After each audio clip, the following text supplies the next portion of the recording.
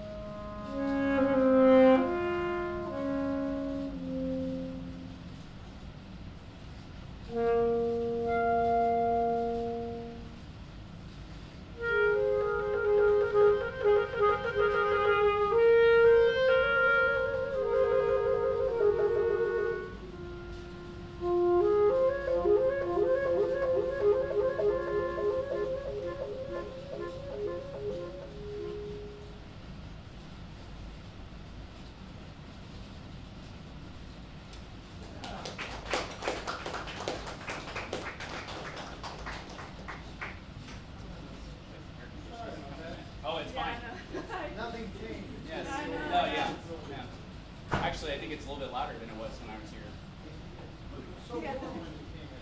Yeah. Sure. Very nice. Questions about the team, comments, go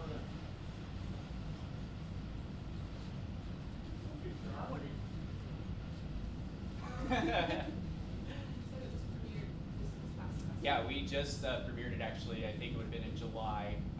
Are any of you familiar with the Interlochen Arts Camp? It was there. Jennifer Jolly heads, great composer. She's fantastic, great person. She heads the composition faculty in the summer. And so she puts together ways to feature both faculty and students. And so we collaborated with Akshaya to get this arranged for us, and then we did the world premiere at that recital.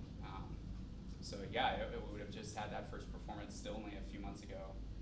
And that would have been performance 2, so it hasn't been played very much. It's still pretty new, and you know, if anybody's interested in having it, we'll talk to Akshaya about it. But it's a great piece. I mean, it was pretty well received.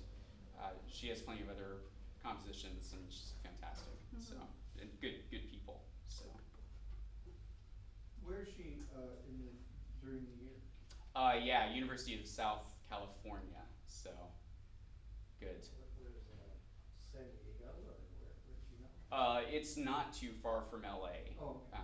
So it's she's part of the composition, I guess, studio there. She's doing her DMA, I believe, right now. If I'm correct, I think it's DMA. And Other she, comments about that? It is a little sad. yeah. Well, for a bit of backstory, because I think I kind of glossed over that fact, but she wrote it during COVID. The original premiere was supposed to be happened before that interrupted it, and so I think I've noticed a trend from a lot of these pieces written in 2020, 2021, kind of have this theme with Michael Merrigan, I believe, that cello concerto that Wind Ensemble premiered last semester. Amazing piece. I mean, it's one of the most beautiful things I've ever heard in my life. Came out of COVID, kind of that composition period. So it's a lot of good pieces that people all of a sudden had a lot of time to sit at home and write, but nobody was out to perform them. So yeah, it's a lot of good stuff. Great. Other comments before they play the next one? Next one's a shoddy too. Yeah. This one is by Yunfei Li. She just graduated at UMKC at our composition studio. It's head by Dr. Chen Yi, if you ever heard of her. She's a huge name in the composition world. This was written for Duo Entre Nous, which is a Belgium-based duo, and we know them through Don Paul Call, who is a saxophonist, who's very close with the saxophone studio here. Yep. It was written in 2019, and I came across this when I'm also in another saxophone duet called 811. We call ourselves that because my duo partner, her name's Kate, and my name's Evelynn, so it's just a play on words. So we came across this and played this at a recital or two. Wait, you're in another duo with a saxophone? Mm-hmm. Yeah. It turns out there's not a limit on how many you can be in, so. Who plays better, your other duo partner or Jennifer? Sorry. I'll answer. Yeah. Trying to cause a squabble. This one's inspired by traditional Chinese music, and it's a lot more energetic than the other one. But it's a lot of fun to play. What's it called? Circling. I didn't mention that. It's called circling. Circling. Yeah. Like our bells, the circle, and our rings. Ding. All right.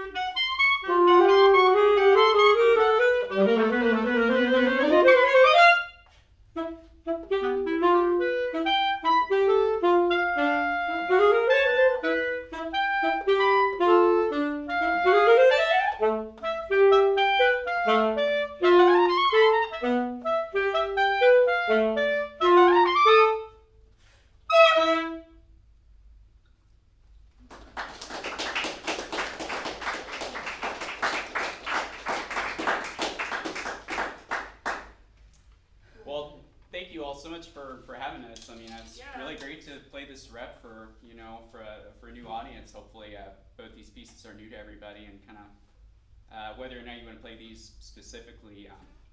Any questions you have about these or what we're doing? I mean, literally anything, or we can just kind of start talking. Or you can email me after if you're afraid to talk in front of the class. They're not afraid of anything. Oh, alright. The second piece, it sounds like a lot of fun, especially once you get it rolling. Like, I can imagine the momentum is just like so much fun to work with. But before that, what did you all feel like was the most challenging part of putting it together? Because I feel like there's a lot of tone things, a lot of. Yeah, a lot of things aren't, like, they just, you think they would make sense. You're like, oh, I come in on 1, you come in on 2. I'm like, no, I come in on the and then you come in on the but of the next beat, kind of thing, It's just like, they're not exactly. Yeah, the Hocket is quite challenging, and the Hocket combined with, a lot of this is based off of whole tone and diminished scales, but the problem is there's a lot of awkward spots where it switches whole tone or diminished pattern in the middle of a line, and so you get so trained to do things by just practicing scales, but then that doesn't work because you have to switch midway. So those two things definitely made this one pretty challenging to put together. Yeah, that's a good question.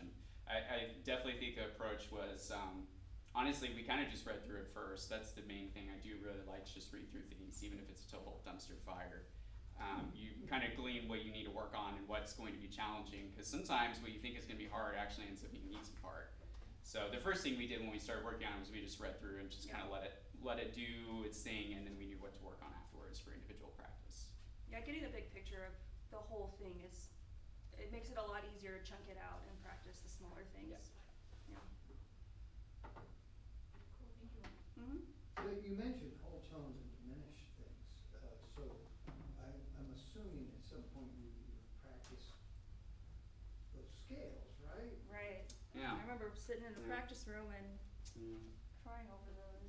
Tell us about your practice routines now, because I knew both these people when they were just this big, and when they were just struggling to play their major and minor scales and arpeggios and stuff like that, and now obviously they've done that. But what do you do to maintain, and what's your sort of practice routine like? Because a lot of these people are this is scale week jury, so a lot of these people, they have sad faces for a particular reason. But we're trying to convince them that you can't really progress as a musician unless you buy into this very deliberate and diligent and persistent mode of practice. So, so can you guys, or maybe you disagree with that, but tell us about how you practice now and what you spend your time on, and how much time you do spend. Bob Spring was just here, and he retires in spring, and he'll be 69, and he says he still practices 4 hours a day. You would.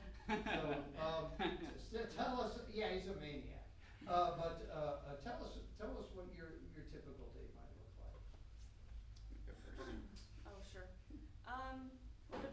I use cane, and I. Hey, it's like you're in a 12-step Just kidding. program. Hello, I'm I You're use just kidding. I go through all of my cane reads so I can get the feel for how they are going to be that day, because that's Wait, just say that again. You go through what? all of my cane reads. What's that mean? How many are we talking about? Oh, so I have this whole box of reads. I carry this thing around with me. It's vacuum. I would say it's vacuum sealed. And I use a similar thing for my saxophone reeds. This actually came from the saxophone professor at University of Texas, Austin, who's a total monster player.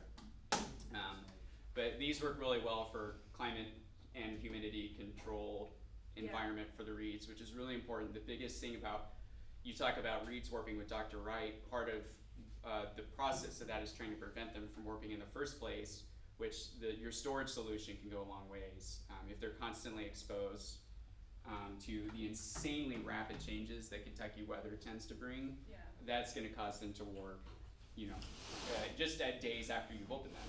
So, Or even room to room. yeah. So I play all my reads in the beginning of the day, just so I can get a feel for if I had a really good read yesterday, it's a mid read the day today, and I'm like, gosh, well, it's on the B list. And then I just kind of have to feel out every read. And actually, I have a system right now because I have so many reads. I have like little stickers that I put on them to kind of give myself an idea of like how they're gonna play, how they've been playing, kind of like that. But that's my own little system. And then in terms of what I play, I practice obviously scales, arpeggios. I try to get a sound low and then try to get my sound up high across with all my reads. And then I also try to practice musicality because I feel like that's some people tend to miss. That's one of the hugest things that I worked on when I got to my master's, and I graduated with my master's last spring. And right now I'm in artist certificate right now, and it's just basically a piece of paper that said that I practiced for a couple years. I'm starting that right now, and so I'm doing that every day. I practice on like Weber or Saint-Saëns or something like that. I practice something pretty lyrical with some technique, and I practice my musicality because sometimes it can tend to be lost. Got a little something on her nose. That will, Yeah. got some string on there. Oh, just kick her to the curb.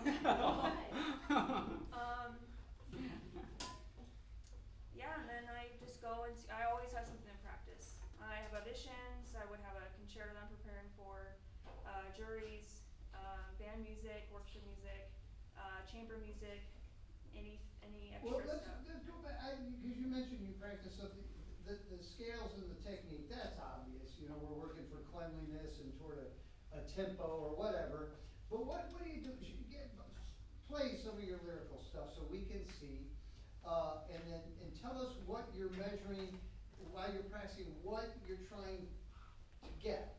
Because I'm convinced a lot of times young players, they sit in a room and they blow their horn, but Oh my gosh. they just don't know what Yes. am I doing? So that's something I think about a lot too from the saxophone perspective, and something I do in warm up is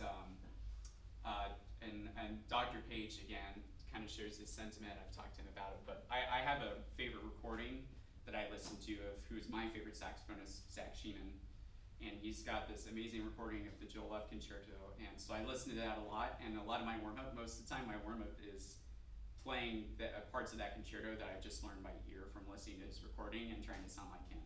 And that's my warm up because it puts me in a state of good playing, and it sets me into the right position for embouchure and voicing that I know is going to be conducive to sound at my best that day. So I find that to be something that's really helpful for a kind of, not necessarily a warm up, do it after your warm up, but for a beginning before you get to rep, that can usually be really helpful to get you into a nice spot. So if it's Sabina Meyer, maybe a specific recording you've got, then having that in your ear and just trying to play some stuff that you like that she really does and just sound like her.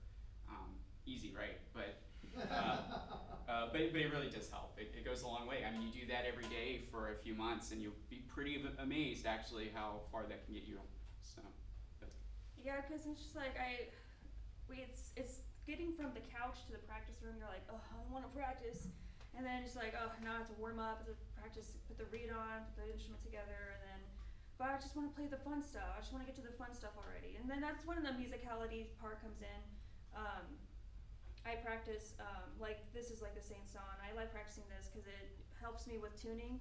I always have a tuner on my stand.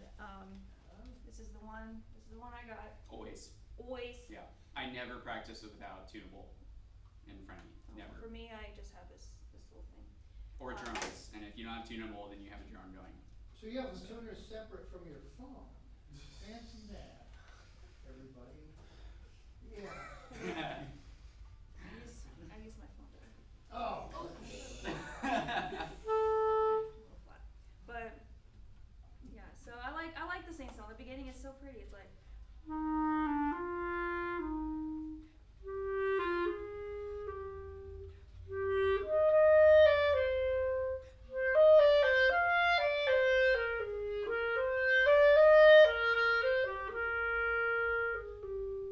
see, and then I'm thinking about like I wish I would have done more of a decrescendo, more of a crescendo here, and then I do like the stuff later. It's like, and I'm like, oh, okay, that wasn't clean. So I'm working on finger coordination, which is what you work on obviously in the warm-ups. Finger coordination, those jumps, that jump, and then getting the airstream going. I'm sure you all have always heard your entire life, get the air going, more air, but it's just like, what does that really mean? It's getting that air focused to do more musicality, more to be more in tune, to do what you want to do with the music. I'm working on the next step. It's kind of broken, but yeah. So that's just being also kind of creative with it. If I also want to read Nielsen and find a small 2-measure thing in there, if I want to be like, okay, I want to do something a little different today. Whatever floats your boat for about 10-20 minutes, and then I get into the stuff that is stuff that I need to practice. So Akshay's piece or Jungfei's piece or band music, audition music, concertos that I'm working on, jury stuff, stuff like that we all got to do. I've all been there. So what's that add up to in a given day? About how many hours do you spend just not in ensembles, but just Right. You can't count your marching band time. Good thing the conservatory doesn't have one. I would say at least 3 hours a day, because we're all busy with classes and stuff. On the days that I really want to, it's about 4 to 5 hours a day. When you really need to work on the things that you need to work on. So yeah, lots of many hours. So and you know what, during that time I'm not just sitting on a chair and staring at the music and practicing going over and over again. I'm taking a lot of breaks. When I started my master's, I developed carpal tunnel. Not anything because of anything unhealthy I was doing, it was just what my body decided to do, and I'm like, that's cool. Went to physical therapy. I do a lot of exercises for it, and so it's very manageable right now for me. So I have to take a lot of breaks, and they're just small little breaks. It's just some stretches, some getting up, walking around, and then I sit back down, and then I stand up if I'm doing concerto stuff or whatnot. Yeah. So breaks are very important, I would say, when you're practicing, because it's really easy to get stuck right here and keep practicing the same thing over and over again, or just going through the motions. Yeah, a lot of studies have been done into average attention span, and usually it's 15 to 20 minutes. And regardless of what you try to say to justify certain habits, you should take breaks. 15 to 20 minutes, and then get out of it for a minute. Otherwise, that's how you get into the, for every 15, 20 minutes I'm on the instrument, I take 5 off. Usually it's 20. That's how long I play a reed. I play my reed for 20 minutes. And then during my 5-minute break, I put it away, put my next one into water to soak for the next 20 minutes of practice. And I never play one reed for longer than 20 minutes. So. Why is that? Why do you not just stick a reed on for 2 hours? They last way longer. I've been using the same box of reeds since April at this point, and have been very consistent the entire way. I've performed a lot. It's not like I haven't not been playing in that period of time. I mean, they've gotten a long way. So if you really want your reads to go a long ways and stay consistent, it's the storage method that you keep them in, and not overblowing a read at a time. They're really not meant to be played that long at a time, or you're just going to kill them much faster and they'll warp more. So if you switch off, I wouldn't do any longer than 20 last months and months. So Yeah. and then back to the technique thing, I was kind of thinking about that too, because I've been teaching 2 technique classes at UMKC right now, one for our grad student saxophonists and one for undergraduate. We do all the same stuff. So everything you're doing here for your scale juries, it's you have to do it. It's so important. You cannot live a professional career, whether it's teaching or performing, unless you've got that basic understanding, because it's so important. Because for every second you're taking to think about these things, it makes everything so much more complicated in the moment. So, major, minor scales, but also arpeggios, arpeggiating, including the sevenths. Can you consider things in the context of the extended chord tones at the 9th, 11th, and 13th? Can you understand why that functions the way they do? Can you start to turn that into other patterns? Can you do thirds, fourths, fifths, sixths, octaves? Can you do other patterns based off that? Can you do modes? And then the kind of off-brand scales, getting into like diminished whole tone, et cetera, et cetera. So it's all very important, and I'm teaching the same stuff right now to our students at UMKC. So Doesn't change when you go to a different school. yeah, and even stuff Scales are like scales. it's like, and realistically, stuff like the you and Fei Li piece we just played. I mean, I've been really busy the last couple weeks. It's not like I really had that much time to practice that piece. So thank goodness I didn't have to practice it that much, because it was mostly whole tone octatonic. I already know that stuff. So luckily, when we sight read it, I was still able to get a pretty good fair amount just right then and there. I mean, stuff like we're playing on White Christmas right now. I mean, I didn't have time to work on that book the last month. I was prepping for literally a billion other things that are going on, just in the month of October. Christmas is a Broadway musical. Yeah. They're playing downtown. Yeah, y'all should come to the show. We have like 8 Yeah, million. come see us in the pit. It's a really cool show, by the way. They're doing What an awesome horns job. are each of you playing? Oh, I'm playing clarinet, bass clarinet, and tenor. And then I've got alto, saxophone, B flat clarinet, and a lot of flute. It's a lot of flute. A lot of flute? Yeah, Mine's a lot of tenor. yeah, she does. Tenor and You have clarinet. You have a lot of tenor sax too. Sisters. Yep. Okay. Yep. How many of you know White Christmas? If you don't, you're a communist. Okay. Come on, people, really? You wanna watch White Christmas? Rosemary Clooney, she's from Kentucky. Yes. Uh huh. Yeah. Yep. Yeah. Bing Crosby, he's Yep. from Yeah, Washington yeah, State. Crosby. Anyway, Yeah. okay, well, you gotta, I think that's your assignment. You cannot make an A in clarinet this semester unless you watch White Christmas and do a report. Okay, that's a lot of stipulations. I'm gonna add that onto the canvas. You gotta watch it. Come on, you got 5 days off on Thanksgiving. Don't watch it. You'll be so happy you did. Okay, so now tell us. Wait a second.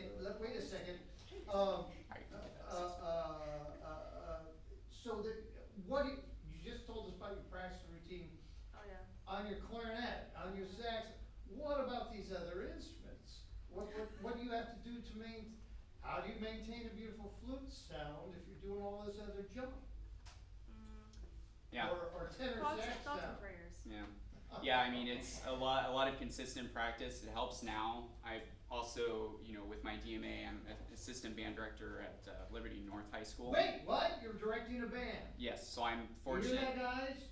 Okay, go Yeah, ahead. so I'm fortunate that with that I also do a lot of lessons and sectional teaching with the woodwinds, because they needed someone who could really teach the woodwinds. They didn't have someone yet, so I do a lot of double playing for teaching. So that's really nice, because I'm working with flute students for a couple hours in a row, so that gets me playing a lot of flute. Same with bassoon, etc. But aside from that, it's the practice process is the same. When I first started learning flute, it was long tones, overtones, whistle tones, head joint exercises, etc. I mean, even now, when I practice flute, I'm not working on rep. I'm working on fundamentals. I don't have the time to try and tackle like chaminade, for example. Like I have to stick to the stuff that I know is going to build me for success later on. So I tell students, you have to play the long game. And I know that's not as gratifying, but it's so worth it because you do everything the right way, it's going to pay off in the long run. So luckily from the start, you know, I didn't start playing clarinet until I was just doing lessons with Dr. Wright. So that was good because it meant I didn't have the time to form any bad habits yet. So that's really helpful. So while you're getting your education now, use the resources to take lessons, if not with professors, then with TAs or other students, because if you start off right, it makes things so much better. And if you just do a little bit every day, my first year playing flute, I spent that summer break of, I think, 2016. I just had my flute out on my peg all summer long, and anytime I was in my room already practicing saxophone or working on stuff online, I would take breaks to just get out the flute and practice stuff, and it was always there. So, you know, sometimes I'd maybe go a day or two without playing it, but as soon as I'd come back, it was already out, and that got me to pick it up way more often. Same with clarinet, I would just leave them out. And if they're already out, that's half the battle, right? It's just getting it out of the case. So, you know, if you're picking up flute, find someone to help teach you how to get the head joint exercises, overtones. You already got the fingering. The fingering is the easy part, you know. So it's all of this, you know, can you do the right things off the bat to find a good aperture? And then just a little bit every day, you know, just 15 minutes every day, 15 minutes every other day. I don't know, whatever system you want to go with the idea that in another year or two, it's going to really pay off, and you're going to be able to really use that for finding opportunities. Because I'll be honest, my saxophone makes me some money, but the woodwinds, like as a whole, is what's made me the most in my career, 100%. Like, it's almost becoming not enough anymore as a woodwind player to just be good at one instrument. It's insane. You know, it's a lot of hardworking woodwind players out there. So I really recommend it. Some of it will directly translate to making you better at clarinet. But I would say that's the bulk of it. If you're picking up a double reed, you've got to have lessons with someone. Have them help you get all that process going. Double reeds are a totally different instrument to tackle. For me, I picked bassoon out of the two. Just as a heads up, most of the time, if you're wanting to play books and things, bassoon is often lumped in with the other instruments as opposed to oboe. English horn tends to be its own thing. So, you know, if you want to pick up oboe, great, go for it. I know some excellent woodwind doublers who do oboe and not bassoon, or that do both. But I've chosen bassoon, and similar thing. I left the first year playing that. My first summer, I just left it on my stand, and every day I just come by and play it for 20, 30 minutes, and then eventually I bump that up to hour sessions. And again, fundamentals, long tones, dynamic exercises, low to high, really basic major scale, etudes, basic articulation. At this point I've learned very few rep on my doubles, but I've done a lot of fundamental work, and that's what's paid off. And then whenever I pick up saxophone, I go back to the rep grind. So I hope that's somewhat helpful. And just if anybody's curious about anything else, you can always reach out to me. I've got a website. I can share information. You can go find that really easily and reach out, and I'm happy to help however I can. So. You also took lessons with the professors at UMKC, Evelynn, Thomas, and Dr. Munoz. Yeah, for bassoon. And flute. And Dr. Thomas for flute was amazing. One semester with her, and we only did 30-minute lessons. I didn't have the time to be able to commit longer than that, and 30-minute lessons each week with her was, totally game-changing for me. My flute was probably the best it got from that semester. So, you just gotta find the time to make it happen, but once you commit, it's really worth it. What other questions do you have?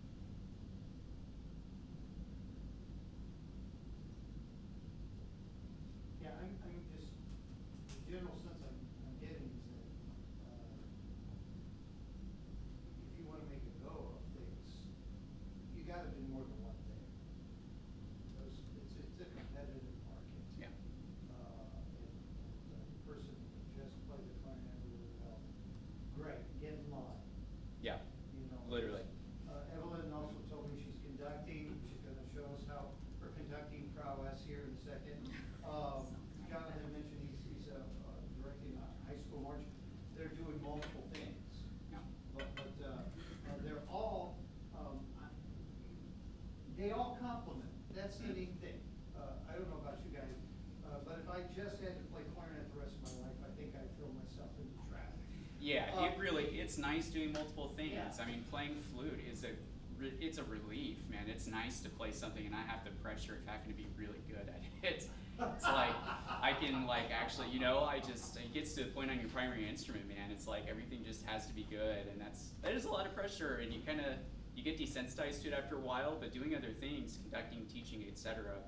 I mean, as clarinetists, it doesn't even have to be doubling, but yeah, if you can get into conducting, if you can get into jazz clarinet, klezmer, if you can get into composing, if you can get into arranging, teaching, these are all things, and we would call that having a portfolio career, and that's something that you really have to do for a while before you kind of start to settle in on a niche that's proving to be very successful for you, you know, specifically. So. I also do a lot of arranging. Yeah, yep, and that stuff all goes a long ways, and you know, there's enough room for everybody to do all those things. Yeah. So you just have to do it. Other questions? Let's do the Christmas thing, we have enough time. Okay. Do we have any bass clarinets? People can go get, go grab them. Anyone have an E flat? Go grab it. Oh, you got it? Okay. Okay, so how many parts are there on this thing?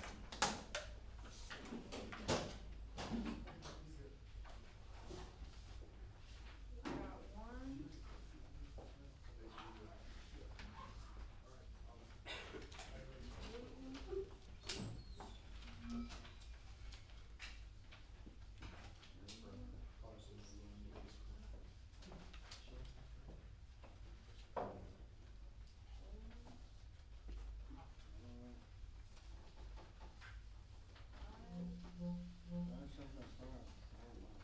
So 1, 2, 3, 4, 5, E flat, and then I have a bass clarinet. You're gonna have to get by people, where's the one? Okay. I have 2 chords. Okay. I have like 2 each. Yeah, Reach out the way. Wait. Rose, come on over here. What? Yeah, Just say that. Play that. Here's a second. Nice job, guys. Did my key surprise you? Sounds good. Sounds like honey? Sounds like a clarinet. Christmas with the baby. 3. 3.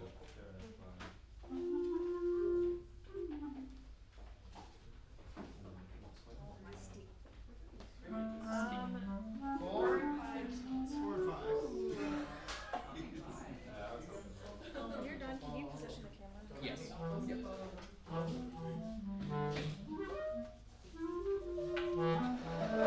And we'll want these back.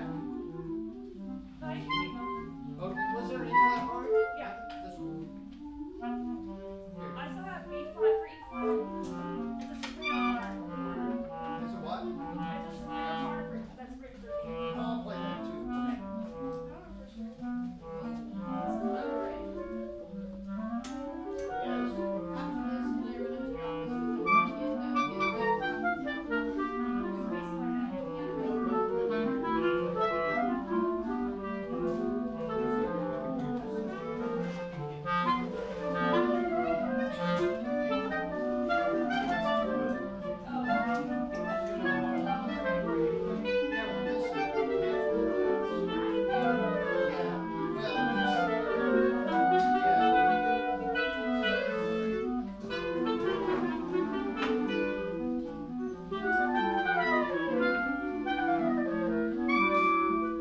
Okay, all right. So get where you can see Evelynn, and then she'll explain this piece, and then we'll give it a read and see what happens. Are you gonna play? My clarinet's in the pit right now. All so. right. But what I- about hers? You afraid of cooties or something? Well, I suppose so. Did you want to go to the alto? I do want to go drop in on. Yeah. Oh, okay. But there's time. Yeah, Say why Miles they- said he wanted you to step in and play something. Oh, for groups, I'll so- let you out. Oh, Lord. Yeah. Oh, dear. All right, go. Take Yeah, it away. Hey, here comes some more.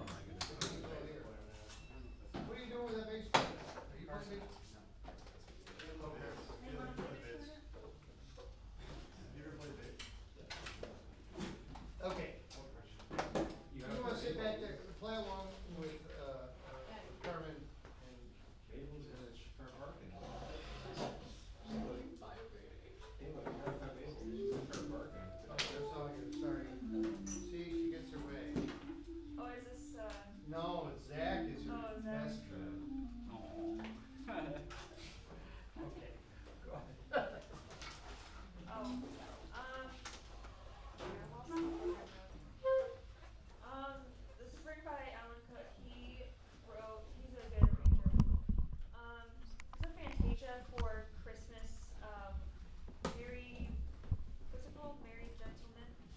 Western Yes, region. yeah, it's a Fantasia for that. There is some technique stuff, there's a couple of, key changes and tempo changes. Beautiful. So I won't go too fast for y'all, just make sure to keep an eye out for that. And the reason why there's a question mark is because Alan Cook was, thinking about it, about how it's like, it's merry gentlemen, but it's like kind of sad, so he was like, why don't I just make it a little energetic, which is what the back half is about. Okay, and it starts with 5 and bass clarinet. Oh. Who's got 5? Okay, who's 1? 2, 3, 4, and 5. 5's over here in your E flat. Yeah, you flat.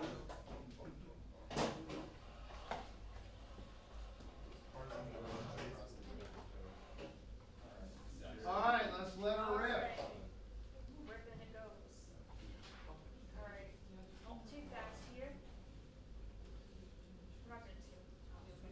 What's that? We're going 2. We never play out of tune here. Right. Right. Right. Don't you remember? Is it bass? Take it back.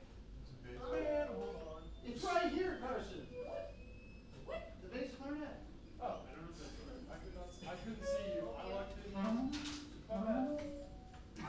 Waiting on you, buddy. Join us when you can. Let's go. Alright, here we go. 3 and 4 and.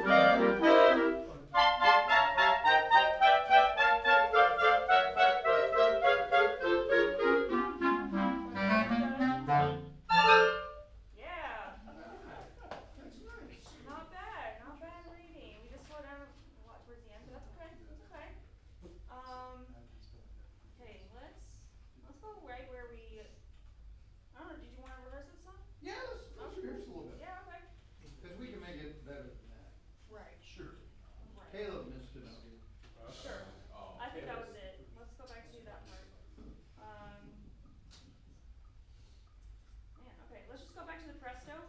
I think I'm gonna do this a little bit faster. Make sure that about the presto. Where's that?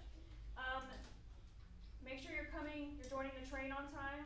Okay, you're not really jumping on the train. You're already running with the train, and then you're kind of grabbing on. Okay, keep whenever you're coming down on the downbeat, or on the upbeat, whatever that is.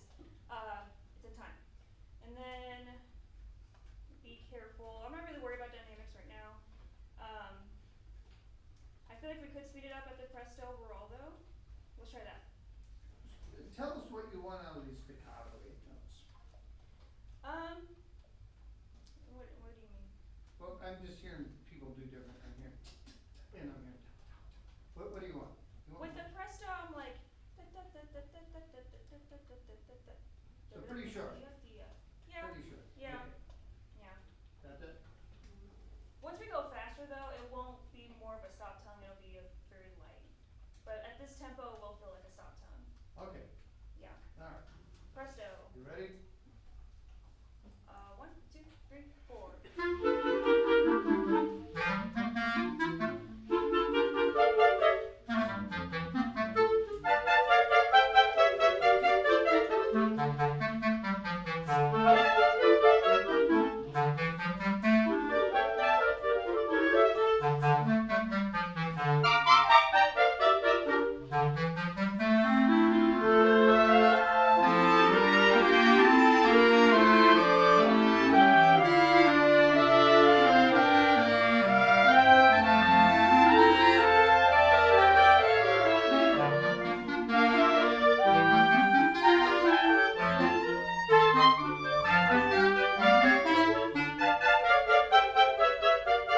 Nice. Okay, can we start at 80, 91, 91? Melody here is E flat / whoever's got B flat clarinet or E flat. So be sure to listen up for that. And do not slow down during these 8 notes. We start at 91. 1, 2, 3, 4.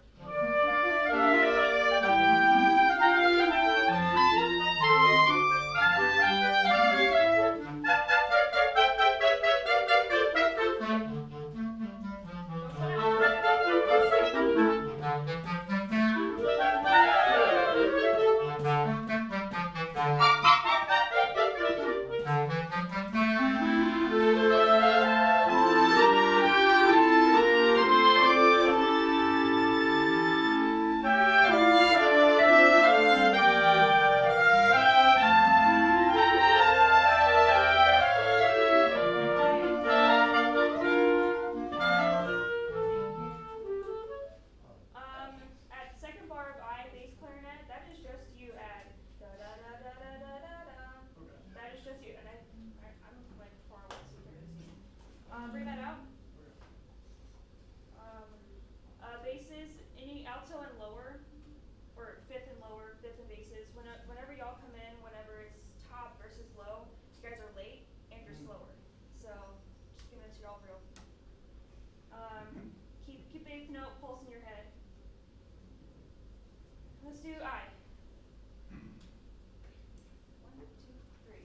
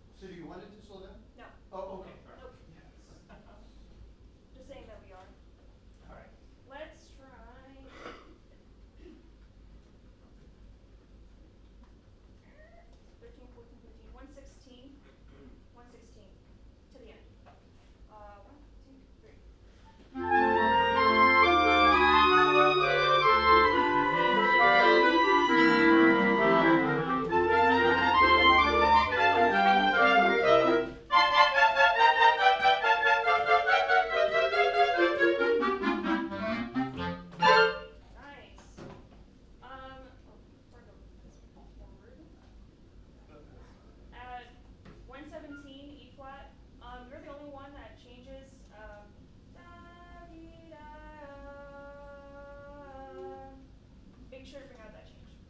Let's go, let's start at the top. Oh, yeah. We can start a little faster too. Tall, beginning, alright. Fifth and bass, you guys are light, and then second, third, and fourth, you guys are long. Ba, ba, ba, ba, ba, okay? And then, steady march.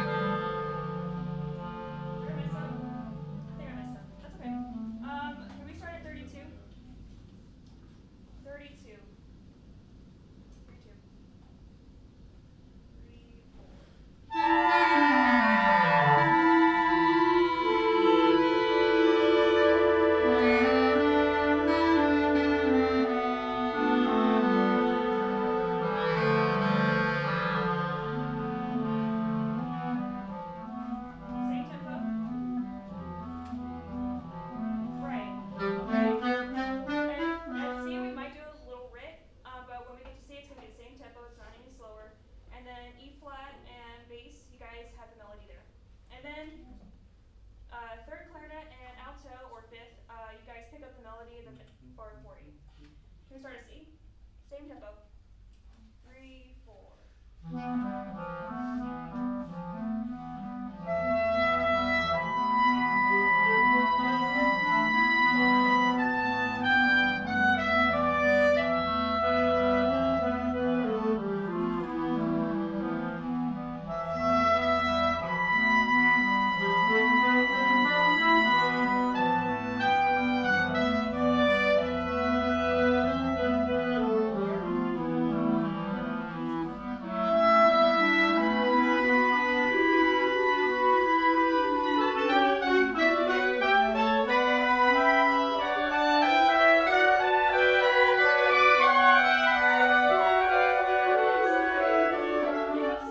Pickups in the D. Can I hear bass in fifth?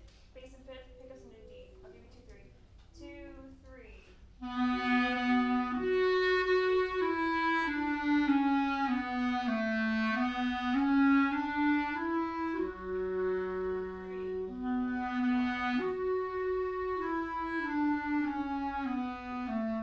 Fourth, can I hear? Fourth, 1, 2, 3, 4. Nice,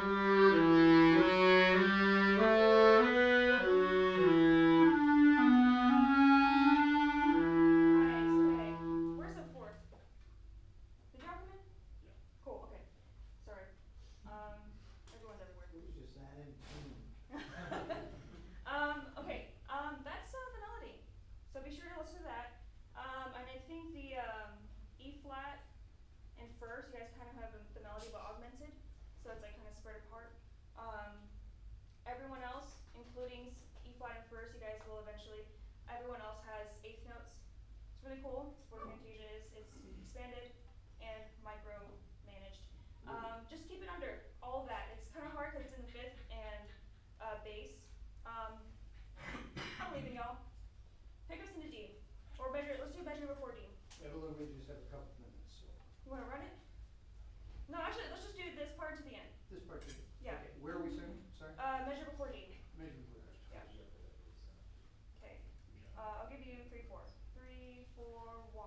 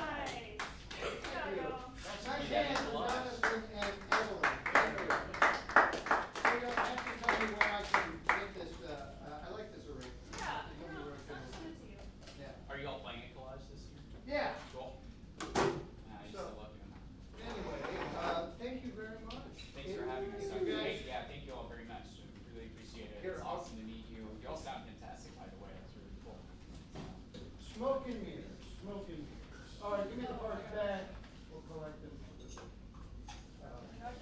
So, and if you can go down and see live White Christmas, you'll, I think there are student tickets. Probably. Yeah, there are. And it actually makes it quite affordable. So, if not, then I'll see a movie. Thank you all for adjusting your schedules and being here. Yeah, I really appreciate it. Yeah, seriously. It was really nice talking to you all too. Thanks for having us, Dr. Ray. Absolutely. Really appreciate it. It was a lot of fun. Thank you. If you got any plans tomorrow, want to play your, I just kind of accepted it. your Army audition, I'd love to hear your answer. Oh, yeah. Honestly, yeah. Yeah, you do. You should, yeah. Yeah, she's got the time, you should do that. You got it too. Just do two. Thank you. Yeah, so our work call times are later now, since it's just shows. Yeah. But let me know if you want to do that. I'd love to hear you. I want to play.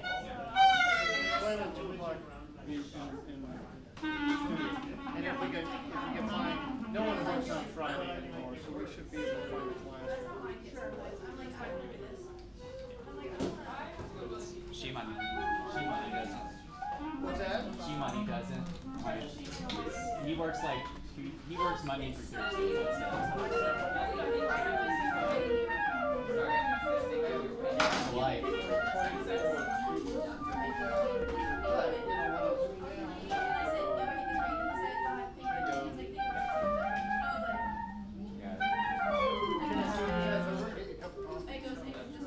Yeah, sounds great to me. No, So it's least good I to can do. Hey, Joseph?